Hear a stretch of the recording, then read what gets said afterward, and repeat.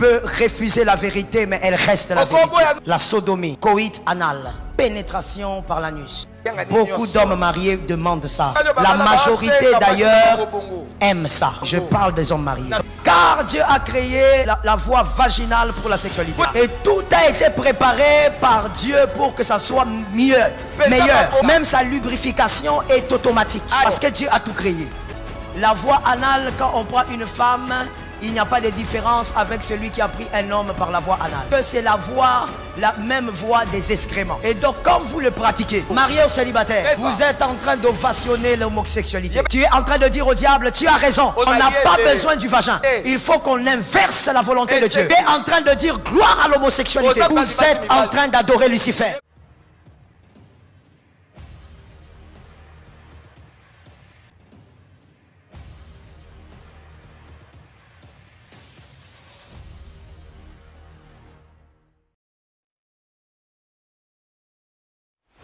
Il est sûrement vrai que Dieu n'a pas du tout interdit certains comportements dans la Bible. Et pourtant, ces actes détruisent complètement nos vies.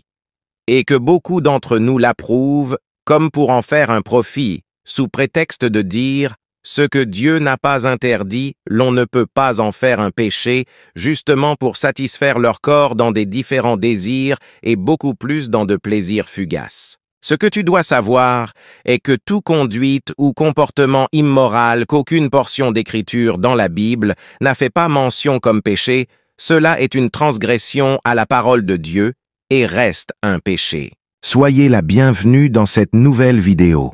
Si c'est votre première fois de découvrir cette plateforme, alors n'hésite pas de t'abonner et d'activer la cloche de notification pour ne rien manquer de nos prochaines publications. N'oubliez pas d'aimer la vidéo et de laisser un petit commentaire pour nous faire savoir vos avis concernant cette actualité. Avant de continuer cette vidéo, dites-nous dans le commentaire ce qu'est l'immoralité pour toi. Prenons des exemples comme de fumeurs du cannabis, des cigarettes et toute forme d'immoralité que vous connaissez. Nous savons tous que fumer est préjudiciable à la santé. Et même les fumeurs eux-mêmes le savent très bien. Nous ne pouvons pas dire à ce stade que Dieu est contre notre santé. Puisqu'il est écrit, « Ne savez-vous pas que votre corps est le temple du Saint-Esprit qui est en vous, que vous avez reçu de Dieu, et que vous ne vous appartenez point à vous-mêmes » 1 Corinthiens chapitre 6 au verset 19. Alors, par manque de continence, d'autres se livrent à certaines pratiques, notamment le sexe oral, fellation ou cunnilingus, sous prétexte qu'avant le mariage, ce qui est interdit, c'est plus le coït. Donc, il n'y a vraiment pas eu de relation sexuelle, puisqu'il n'y a pas eu de pénétration. Pourtant, le sexe oral est une relation sexuelle en soi. De plus, certaines pensent qu'en ne faisant pas l'amour avec pénétration, elles courent moins de risques de perdre leur virginité et de tomber enceinte. C'est vrai. Cette pratique te fait peut-être entrer dans le mariage vierge, mais impur. Le pasteur Joël Gloria Cabasele a fait certaines révélations alors qu'elle était en pleine prédication et répond à une question qui apparaissait très complexe sur le sujet de pratiques sexuelles qu'on appelle le cunnilingus. Par définition, il s'agit d'une pratique sexuelle orale qui consiste à stimuler les différentes parties du corps de la femme à l'aide de la langue et des lèvres.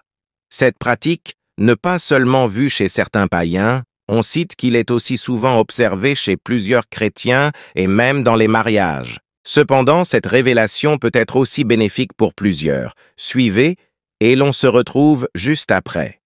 Si un homme marié, pendant cette période, est-ce que le suçage, en bref, est toléré ou pas?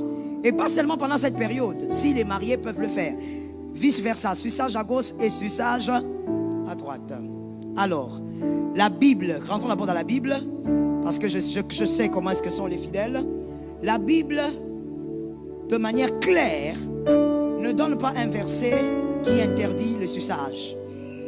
Mais voici maintenant, lorsque la Bible, c'est comme la cigarette. La cigarette, il n'y a pas un verset clair qui dit « ne fumez pas ». Mais par contre, sans même que la Bible ne parle, l'intelligence de l'homme a parlé. Même le païen. Qu'est-ce qui est écrit sur le box de la cigarette? Voilà les gens intelligents qui sont bien allés en maternelle. Il y a d'autres qui sont ici qui fument, mais ils n'ont jamais lu. On répète ça pour celui qui n'a jamais lu ce qu'il y a sur le box là. Le fabricant, ce n'est pas quelqu'un d'autre. Ceux qui fabriquent ont écrit « fumer est préjudiciable à la santé ». Ce n'est pas la Bible. L'homme lui-même, il a réfléchi, il a vu comment ça abîme le poumon, ça détruit, ça mène le cancer, c'est la mort. N'est-ce pas? Le suçage, c'est la même chose que la cigarette. La Bible ne dit pas de manière claire que c'est mauvais pour les mariés, évidemment, parce que toi, célibataire, interdiction, feu. Mais lorsque nous allons maintenant avec l'intelligence et la science, les médecins le prouvent que ces genres de pratiques amènent des maladies, beaucoup de maladies au niveau de la gorge, chez l'homme comme chez la femme. Maintenant, le grand problème, je ne suis pas médecin, je ne suis pas infirmière, mais je vous donne les informations que vous pouvez avoir un peu partout, même vous-même. Le grand problème est que quand on a une maladie qu'on a eue au niveau, dans la partie intime, ce sont des maladies comment? On appelle ça comment? Les MST. On connaît, non? Ah. Je veux vous dire ceci. Je veux répondre directement à la question parce que la question est: est-ce le suçage bon ou mauvais? C'est ça ou vrai ou faux? Ne fais pas les visages comme ça, je te connais, tu n'es pas sérieuse. Ne fais pas me faire les visages comme si. Yo, sérieuse, yo. Donc, en fait, la question c'est ça. La question c'est seulement de savoir si un homme marié, pendant cette période, est-ce que le suçage, en bref, est toléré ou pas. Et pas seulement pendant cette période, si les mariés peuvent le faire. Vice versa, suçage à gauche et suçage à droite. Alors, la Bible, rentrons d'abord dans la Bible, parce que je sais comment est-ce que sont les fidèles. La Bible, de manière claire, ne donne pas un verset qui interdit le suçage. Mais voici maintenant, lorsque la Bible, c'est comme la cigarette. La cigarette, il n'y a pas un verset clair qui dit ne fumez pas. Mais par contre, sans même que la Bible ne parle, l'intelligence de l'homme a parlé. Maintenant toi, je parle d'abord de mademoiselle, toi qui vis dans les péchés. Tu prends ta bouche comme ça, comme une trompette. Donc ma réponse, elle est celle-ci. Si ça cause des maladies, il faut éviter ça. Est-ce que quelqu'un m'entend? La Bible ne t'interdit pas, mais si ça cause des maladies, il faut... Notre société se trouve plus que jamais bombardée par le sexe. Dans les films, les émissions à la télé, les annonces publicitaires, les chansons à la radio, les romans, les magazines et sur Internet. Le sexe est devenu une préoccupation majeure pour beaucoup de gens. Certains vont même jusqu'à se définir par leur orientation sexuelle. Voici ce qui est écrit dans cette portion d'écriture dans la Bible. Je vous exhorte donc, frères, par les compassions de Dieu, à offrir vos corps comme un sacrifice vivant, saint, agréable à Dieu, ce qui sera de votre part un culte raisonnable. Romains chapitre 12, verset 1. Comme je vous avais dit au premier, il est vrai qu'en parcourant la Bible, nous ne trouverons pas un endroit où le sexe oral est écrit. Mais ce n'est pas parce que cela n'est pas écrit littéralement qu'on ne doit pas prendre le temps d'analyser ce que Dieu n'a pas dit littéralement à travers ce qui est écrit littéralement sur le sexe. Encore un verset dans 1 Thessaloniciens chapitre 4 au verset 3, la Bible dit « Ce que Dieu veut, c'est que vous vous absteniez de l'immoralité sexuelle. » Le terme original rendu par immoralité sexuelle désigne toute forme de relations intimes hors mariage. Il englobe le coït, les relations bucco-génitales, la sodomie et la masturbation d'un partenaire. Une personne qui pratique l'immoralité sexuelle s'expose à de graves conséquences, la pire étant d'endommager son amitié avec Dieu.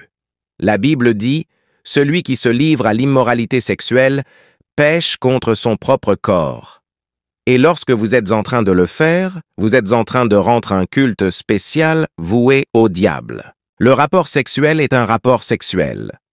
Les relations bucco-génitales ou cunilingus peuvent avoir des conséquences physiques, de santé, spirituelles et même psychologiques.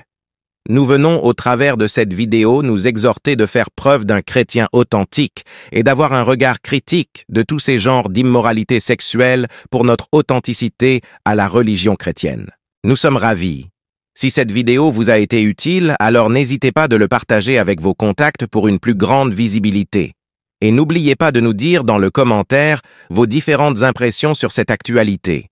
On vous dit à la prochaine publication et restez connectés sur notre chaîne God Blessed 243 Simplement Chrétienne.